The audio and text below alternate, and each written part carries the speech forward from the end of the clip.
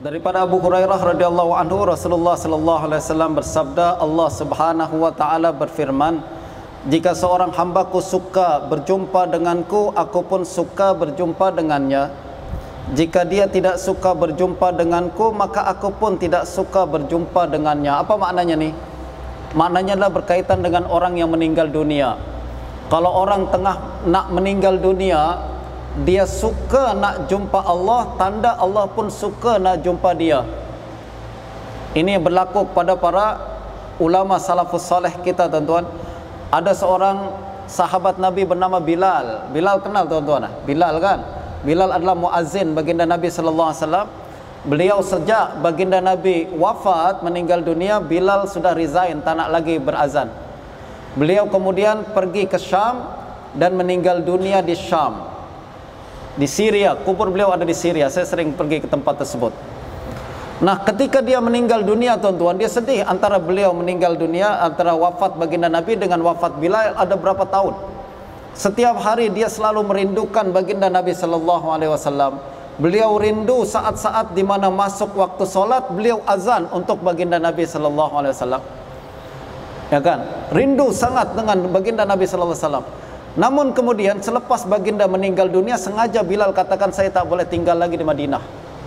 Mengingatkan saya dengan baginda Nabi. Terlalu banyak memori di tempat ni. Itu sebabnya saya akan pindah ke Syam untuk berjihad dan murabit di Syam. Dia pun minta izin kepada Sayyidina Abu Bakar sebagai khalifah pada hari itu.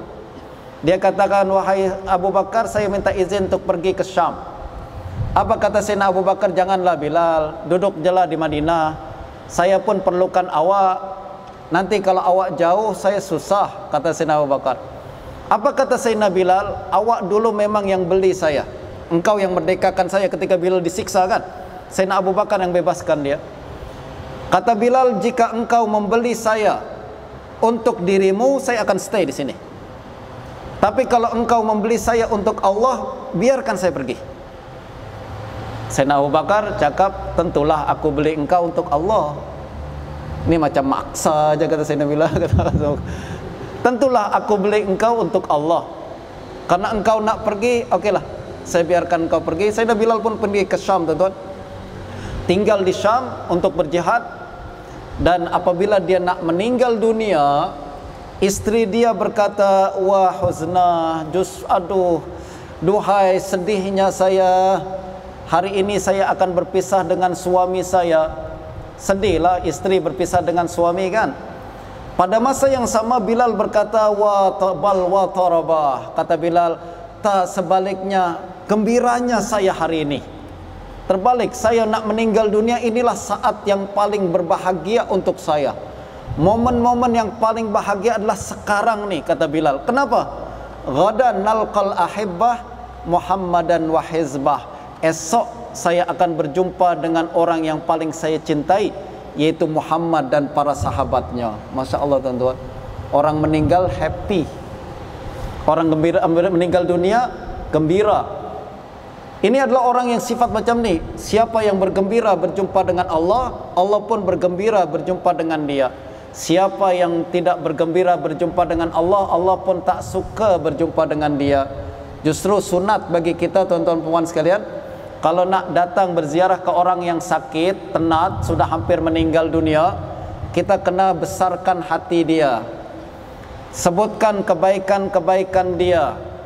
Cakap yang positif bagi dia dan berikan dia kata-kata motivasi agar dia suka berjumpa dengan Allah Subhanahu wa taala walaupun dia orang yang banyak maksiat. Cakap pada dia. Ayah nih, misalkan ayah kita lah, biasanya orang meninggal dunia takut, tentu nak meninggal. Kita cakap, jangan takut ayah. Ayah ni orang yang paling bertanggung jawab di atas dunia nih. Ayah berjaya membina dan membesarkan anak-anak yang soleh. Ayah berjaya mendidik keluarga. Ayah berjaya menjaga solat 5 waktu. Orang yang macam ini ayah, kalau meninggal dunia confirm Allah terima dan masuk surga ayah. Kena kembangkan, besarkan hati dia. Ini kita sunat, kita buat, tuan-tuan. Walaupun dia banyak dosa, dia cakap, tapi dosa saya banyak sangatlah. Saya takutlah berjumpa Allah. Cakap, pengampunan Allah jauh lebih besar daripada dosa kita. Syaratnya minta ampun saja, Allah akan ampunkan. Itu sebabnya ulama kata apa? Orang yang masih sehat kita takut-takutkan. Orang yang sudah meninggal dunia kita kena besar-besarkan hatinya. Kalau orang meninggal dunia kita takut-takutkan. Dulu ketika sehat kita cakap, awak ni tak buat ni, awas ni, bahaya neraka ni. Tapi kalau dia sudah meninggal, hampir nak meninggal dunia, jangan cakap macam tu. Cakap insya-Allah Allah ampunkan dosa, minta ampun. Sekarang masih ada masa, ada waktu lagi. Jangan ketika sehat kita katakan dosa banyak, tak apa, Allah Maha Pengampun.